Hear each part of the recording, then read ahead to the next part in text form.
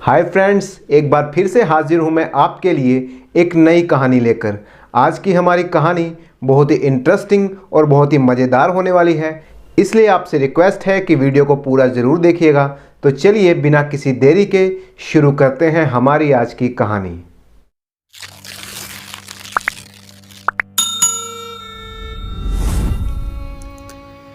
बहुत समय पहले की बात है। पहाड़ों की तलहटी में बसा एक गांव था, घाटपुर। घाटपुर में एक बुढ़िया रहती थी। उसके पति की मृत्यु हो चुकी थी और उसका इकलौता सहारा था उसका बेटा दीनू। दीनू जवान हो चुका था।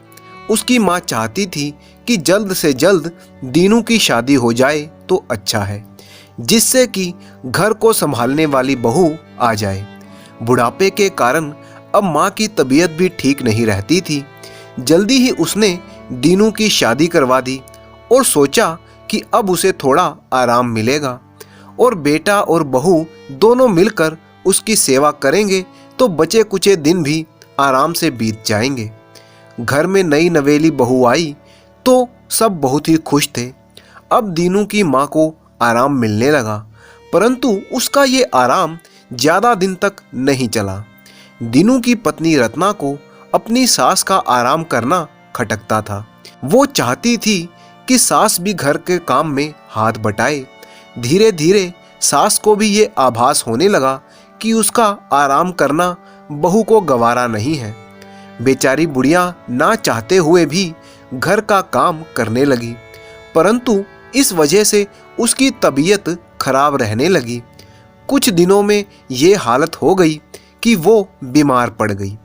दीनू अपनी माँ की सेवा करता, परंतु उसकी पत्नी इस काम से दूर ही रहती थी। कुछ दिन बीतते बीतते दीनू की पत्नी रत्ना को अपनी बीमार सास खटकने लगी। वो सोचती थी कि इससे अच्छा तो बुढ़िया प्राण ही त्याग दे। दीनू भी अपनी माँ की सेवा करते करते उकताने लगा। एक दिन रत्ना ने दीनू से कहा, देखो जी, माँ की बीमारी की वजह से हमें कितनी तकलीफ़ें झेलनी पड़ रही हैं। एक तो दवा दारू का खर्चा, ऊपर से सेवा करो सो अलग। दीनू ने पत्नी की हाँ में हाँ मिलाते हुए कहा, हाँ तू कह तो ठीक रही है रत्ना, पर हम कर भी क्या सकते हैं, दूसरा कोई रास्ता भी तो नहीं है। तब रत्ना ने कहा, रास्ता तो बनाने से बनता है, तुम चाहो तो भी रास्ता बन जाएगा और बीमार माँ से छुटकारा भी मिल जाएगा। दीनू ने कहा, तू क्या कहना चाहती है, ठीक से बता। रत्ना बोली, देखो बात थोड़ी कड़वी है, परंतु ये बोझ हम कब तक उठाएंगे। तुम ऐसा करो, माँ को पहाड़ वाले रास्ते से ले जाकर दूसरी तरफ के जंगल में छोड़ आओ। इतना कहकर रत्ना चुप हो गई। वो देखना चाहती थी कि दीनू क्या कहता है। अगर वो गुस्से में आया तो बात यहीं ख़त्म कर दूंगी, परंतु दीनू को तो ये योजना पसंद आ गई। आखिर पूत से कुपूत बनने में उसे ज़्यादा देर नहीं लगी। उसने कहा, तेरी योजना तो अच्छी है रत्ना, पर उस रास्ते पर कोई गांव का आदमी मिल गया तो? रत्ना बोली, अरे नहीं, वो रास्ता इतना भूल भुलैया वाला है कि कोई भी उस तरफ नहीं जाता, और जब बाद में गांव वाले पूछेंगे तो कह देंगे कि माँ तीर्थ यात्रा पर गई है। तब तक बुढ़िया वहाँ जंगल में मर खप जाएगी। मैं रात को ही माँ के दूध में बेहोश करने वाली जड़ी बूटी मिला दूंगी, वो पूरा दिन बेहोश ही रहेगी। तुम कंधे पर लाद कर उसे ले जाना और जंगल में छोड़ देना, बस। दोनों ने ही अपनी योजना बना ली, परंतु वो इस बात से अनजान थे कि उनकी माँ ने उनकी सारी बातें सुन ली थी और माँ ने रात को ही अपने साथ एक पोटली में हल्दी बांध कर रख ली। साथ ही उसने उस रात दूध पीने की बजाय फेंक दिया और सोने का नाटक करने लगी। मन ही मन में माँ को अपने बहू और बेटे के इस वर्ताव पर बहुत दुख हो रहा था। वो सोच रही थी कि जिस बेटे को पाल पोस कर बड़ा किया, वो आज मेरे बुढ़ापे का सहारा बनने की बजाय मुझसे ही छुटकारा पाना चाहता है।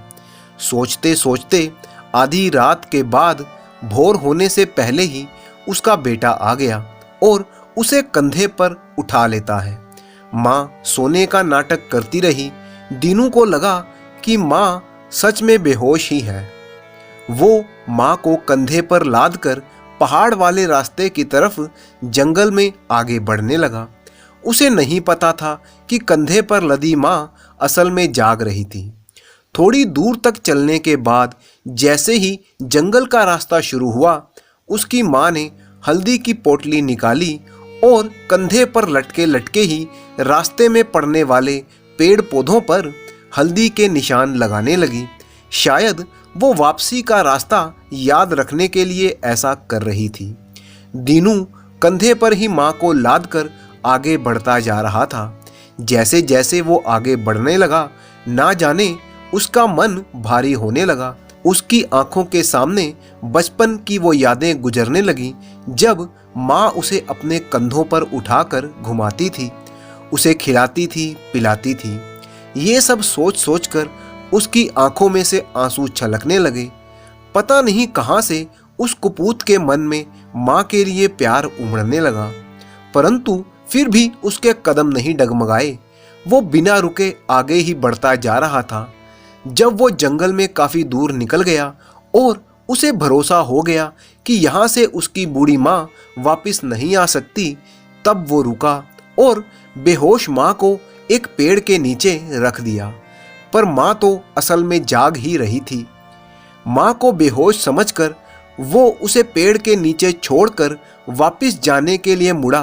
तभी माँ ने उसे आवाज लगाई, बेटा दीनू। माँ की आवाज सुनते ही जैसे दीनू को झटका लगा। उसने पीछे मुड़कर देखा तो माँ जाग रही थी। वो घबरा गया, सहम गया। तब माँ ने कहा, घबरा मत मेरे लाल, मुझे तुझसे कोई शिकायत नहीं है। ये बुढ़ापा और बीमारी तो चीज ही ऐसी है कि इसका बोझ कौन उठा सकता है। मैं तुझे रोकना नहीं चाहती थी, मैं नहीं चाहती थी कि तुझे मेरा सामना करना पड़े, पर तुझे रोकना जरूरी था, जिससे कि तू सुरक्षित घर पर पहुंच सके। दीनू को कुछ समझ नहीं आया। वो बस एकटक अपनी माँ को देख रहा था। तब माँ ने आगे कहा, बेटा ये पहाड़ का रास्ता और ये जंगल बहुत ही घना है। यहाँ का रास्ता भूल भुलैया है और तू पहली बार इस तरफ आया है। वापसी में तू रास्ता याद नहीं रख पाएगा और इस पहाड़ और जंगल में ही भटक कर रह जाएगा। ये सोचकर ही मैंने रास्ते में पेड़ पौधों पर हल्दी से निशान बना दिए हैं। तो तू उन हल्दी के निशानों का पीछा करते हुए आराम से घर वापस पहुंच जाएगा, वरना रास्ता भटक गया तो यहीं फंस कर रह जाएगा। तू जा बेटा, तू तो जवान है, तेरे पर जिम्मेवारी है। मेरा क्या है, मैं तो बूढ़ी हूँ, वैसे भी चल फिर नहीं सकती। तू जा और ध्यान से वापस घर पहुंच जा। माँ की बातें सुनकर दीनू का मानो कलेजा फटा जा रहा था। जिस माँ को वो मौत के मुंह में छोड़ने आया था, वो ही उसे सुरक्षित घर पहुंचाना चाहती थी। माँ तो ऐसी ही होती है। बेटा चाहे कपूत हो, पर माँ को तो अपनी जान से भी ज्यादा प्यारा होता है। दीनू की आंखों से आंसुओं का सैलाब उमड़ पड़ा। वो फूट फूट कर रोने लगा। वो माँ के पैरों में गिर गया और माफी मांगने लगा। कुछ देर रोने के बाद जब उसका मन शांत हुआ, तो उसने वापस अपनी माँ को कंधों पर उठाया और अपने गांव की तरफ वापस लौट चला। वो माँ को अपने साथ वापस घर ले जा रहा था और उसने ठान लिया कि अब जब तक माँ है तब तक वो उसकी सेवा खुद करेगा। किसी ने सच ही कहा है कि दुनिया में माँ के प्यार से बड़ा कुछ नहीं।